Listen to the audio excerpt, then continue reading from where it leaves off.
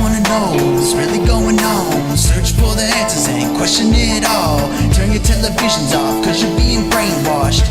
Brainwashed, brainwashed. If you wanna know what's really going on, search for the answers and question it all. Turn your televisions off, cause you're being brainwashed. Brainwashed, brainwashed. What's going on, everyone? Thank you for coming back to another broadcast over here at the Ellis Network. Right now, guys, I'm going to give you guys a quick update on the school shooting that happened earlier this morning. That it was real early this morning. As a matter of fact, it was, I believe, my second video that I uploaded. I was in the middle of uploading one video, and then this news broke, so I quickly just made a quick video about it. Throughout the day, this is what's collected, and this is what most of the media is putting out there. That there are 2 wounded in the Maryland school shooting. The student gunman has died.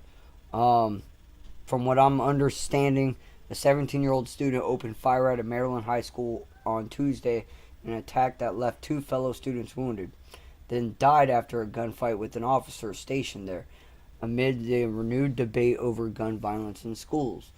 Again, guys, and I know a lot of my people that watch me over here on YouTube, you know, we see this quite a bit ever since Parkland's happened, and then just, you know, threats has been very rampant in schools. Guns has been a big major issue. But anyways, it's saying that the shooting in St. Mary's County followed last month's Florida high school massacre and came just days ahead of National March backing stronger gun laws. The gunfire erupted shortly before 8 a.m., which would have been right at the beginning of the school day, at a Great Mills High School, about 70 miles south of Washington. County Sheriff Timothy Cameron said a 16-year-old girl was in intensive care with life-threatening injuries. Cameron told a news conference a 14-year-old boy was in good condition at the hospital. The gunman was identified as Austin Wyatt Rollins, and Cameron said there was an indication the teenager had a prior relationship with the female student, though it was still under investigation. So I don't know if they were in a some sort of relationship, you know, maybe she broke it off with him or he broke it off with her, cheating. I don't know. But anyways, it's saying that just as quick as it happened, the security officer that was on duty, he was there, he confronted it and pretty much stopped it. The victims ended up surviving. The suspect died unannounced, though. So I'll go ahead and I'll post the article in this description. It has a video of the press conference for any of you guys that have missed it. It's 11 minutes long. I'm not going to replay it for you guys because there's a few other things that we're going to talk about. So this article will be in the description. Now, you guys know I always talk about, you know, pay attention to the history, pay attention to what happens back in the day, you know, to kind of get an understanding of where we're at and what we're dealing with here now. And Newsweek put out this article today, the 18th. Give me 1 second, guys. Let me mute this.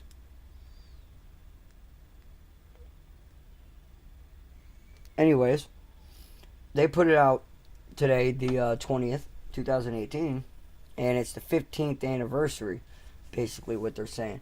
But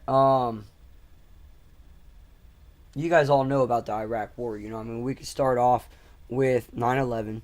You know, half of the country, half the world thinks that it was an inside job.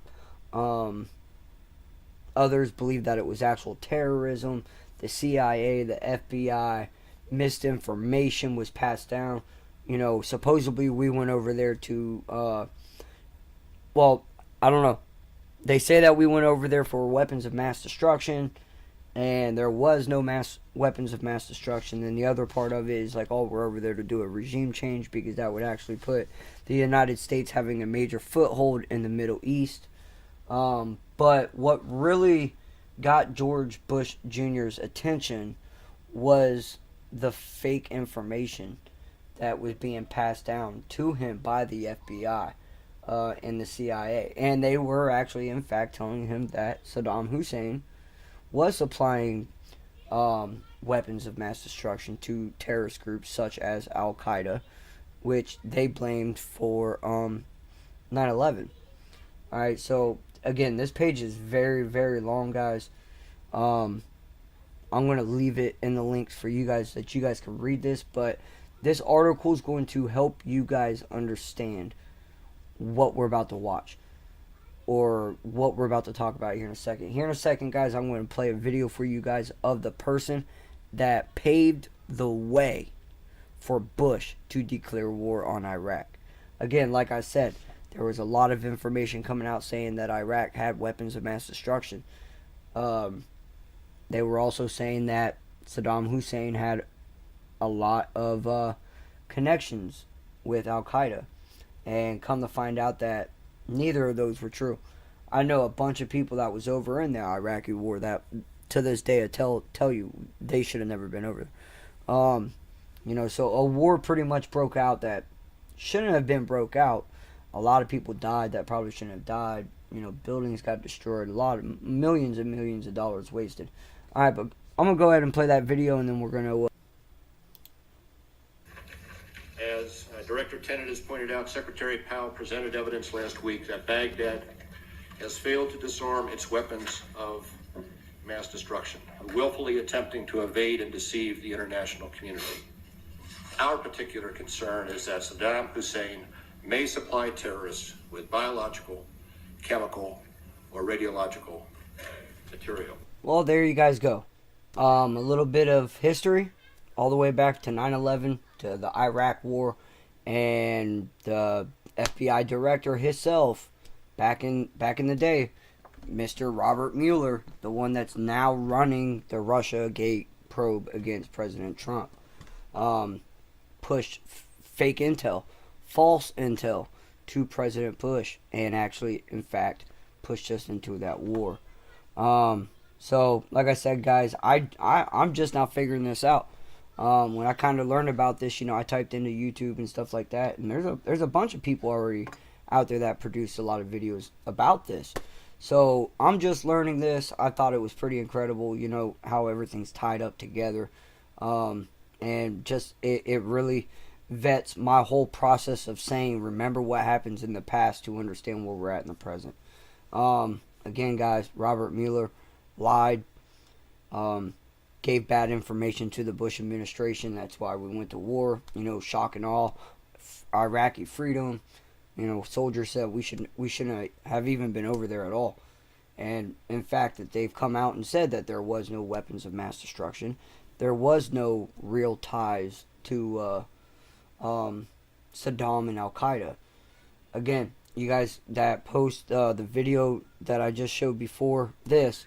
The Newsweek, the one that shows President Bush, you guys can go back, read that whole thing. It goes into great detail with time, dates, names, and everything. But it never once mentioned Mueller until I found that one video of him talking about it. So I wanted to put this together. And again, I know a lot of you guys, RT News, they're kind of, it's Russian, it's a propaganda machine. But you can call it what it is right now. If you want to call this a propaganda thing, call it a propaganda thing. But we just showed you the past and what was said in the past regarding this individual and where we're at now and what we're dealing with. Alright, guys? I'll see you guys later.